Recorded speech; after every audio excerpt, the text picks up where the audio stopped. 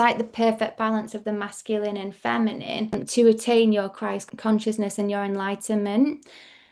And if in this text it starts to say that not only will you stop getting disease, but also you will never die if you follow by these rules or these laws of the Divine Mother, basically the laws of this nature, the laws of Eden, the laws of this true reality. It was saying if you abide by the Mother's laws, then you're good to go. This is what they call spiritual enlightenment, which most of the Essenes, I think all of the Essenes will have been spiritual enlightened masters. Jesus Christ was, Mary Magdalene was, they all attain their enlightenment through walking this specific path and this specific way. And when you attain your enlightenment, this is the halo that you see around the head. Then the texts and the scriptures say that you don't die on this plane anymore. You just choose when you want to go. So you could live for thousands of years. That's how they did in the days of Noah. And then when you choose to leave, you just kind of go into a meditation and leave. You don't actually experience what's called somatic death, which means having to die in the physical body and cross over through death. So, for I tell you truly, evils and dangers innumerable lie in wait for the sons of men. Beelzebub, the prince of all devils, the source of every evil, lies in wait in the body of all the sons of men. He is death, the lord of every plague, and taking upon him a pleasing raiment. He tempts and entices the sons of men. Riches does he promise, and power, and splendid palaces, and garments of gold and silver, and a multitude of servants. All these he promises renown and glory, fornication and lustfulness, gluttony and wine bibbing, riotous living and slothfulness and idle days, and he entices every one by that to which their heart is most inclined. And in the day that the sons of men have already become the slaves of all these vanities and abominations, then in payment thereof he snatches from the sons of men all those things which the earthly mother gave them so abundantly.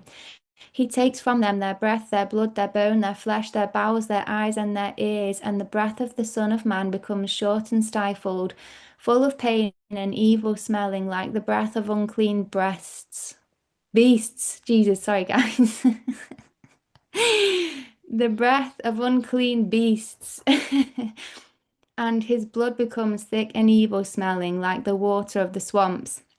It clogs and blackens like the night of death, and his bone becomes hard and knotted. It melts away within and breaks asunder as a stone falling down upon a rock, and his flesh waxes fat and watery. It rots and putrefies with scabs and boils that are an abomination.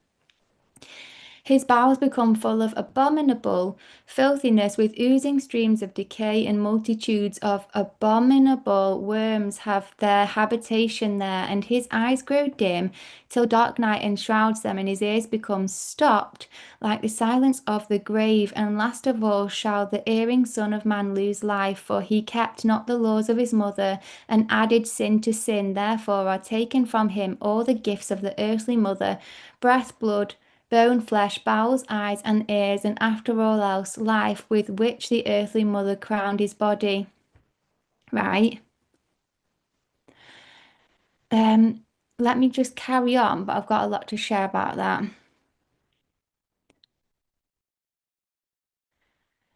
But if the erring Son of Man be sorry for his sins and undo them and return again to his earthly mother, if he do this earthly mother's laws and free himself from Satan's clutches, resisting his temptations, then does the earthly mother receive again her erring son with love, and sends him her angels that they may serve him.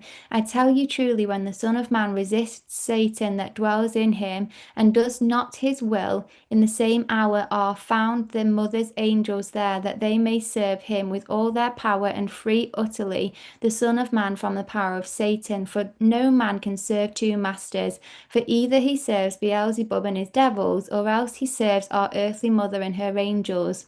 Either he serves death or he serves life. I tell you truly, happy are those that do the laws of life and wander not upon the paths of death, for in them the forces of life wax strong and they escape the plagues of death. Wow, there's so much to share. Yeah, Victoria's literally got it spot on. Is parasites, yeah. So let me just go back because this is just like so clear to me. So they're talking about obey the mother's rules, which is follow your divine true nature.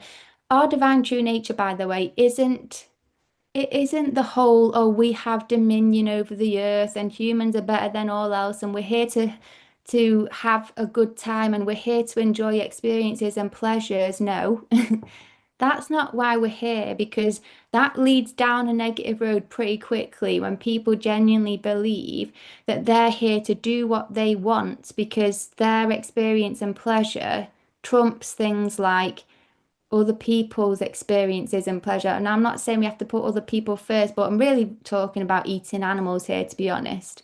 Because our true divine nature, and this is something that I'm sharing about massively in the Great Light Garden and my own socials, is the power of one, being a vegan for your spirituality, but two, raw veganism, because you're eating life in the raw food. It's filled with life force energy. Now, it's said that you either serve light or death. You either serve life or death. You either serve the good or evil. It's like you choose one or the other. You can't do both. So either you are filling yourself with light and life, or you're filling yourself with darkness and death. And it sounds scary when it's saying, oh, Satan is within you and Satan will take your eyes and Satan will take all of this. Satan, there is actually an entity that is this consciousness. However, what it's talking about within, really, and the consciousness, people can allow it within, but what Saturn or Satan actually represents is pain, emotional pain, physical pain. And so what happens is if we don't fill ourselves with light, if we don't fill ourselves with health, with healthy experiences, with um, self-discipline, with the mother's rules, the laws of our true divine nature, which is how we were made to eat healthily, how we were made to think light, to speak light, to be good, to be kind, to serve each other, to connect to nature, to work with the angels.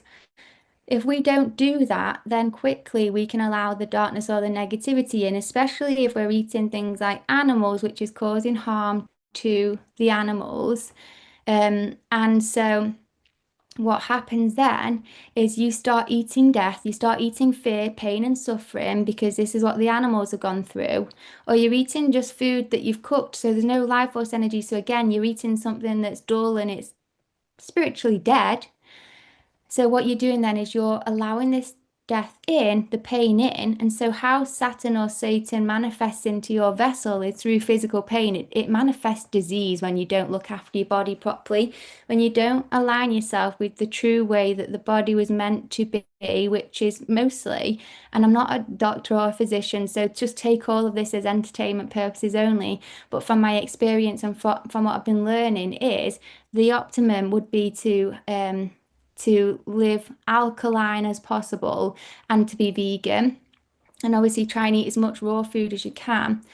So what it's basically saying is that when it's saying, oh, Satan will come and he'll take everything that the earth's given to you and he'll basically put you on a path to death.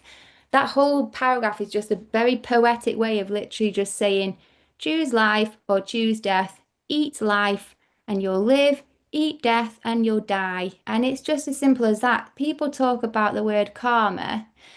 And sometimes people think that karma means that you will get punishment for things you've done in the past, or karma is like this divine retribution.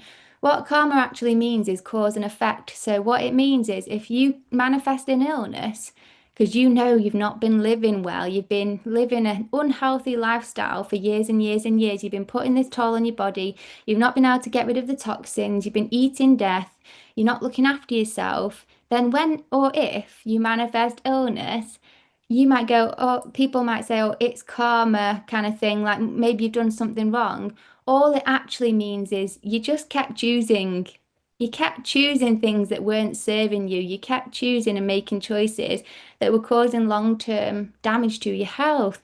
So it's cause and effect. The cause was I chose to eat a load of crap and not care about my health and not look after myself. The effect is that after time, that ended up manifesting into an illness, and that's the cause and effect. It's literally just we make choices and we experience the results of those choices, good or bad. It's up to you how you want to feel about all of those things.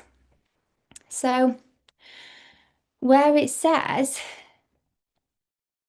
you'll notice when it's talking about this paragraph, imagine it's talking about eating an acidic diet, which is animal products, not eating a lot of fresh living foods. So when you eat acidic food, and he's talking about things like gluttony, drinking wine, which is acidic, fornication, which is if you orgasm too many times, you're giving away your life force energy, being lazy, so you're not doing a lot of movement, you're not moving your lymphatic system and getting rid of the toxins in your system, then what happens is it then starts to build this backlog of negative energy in your system, which starts to manifest death, pain, disease, illness because you're not looking after yourself, and that's the energy that you're putting in.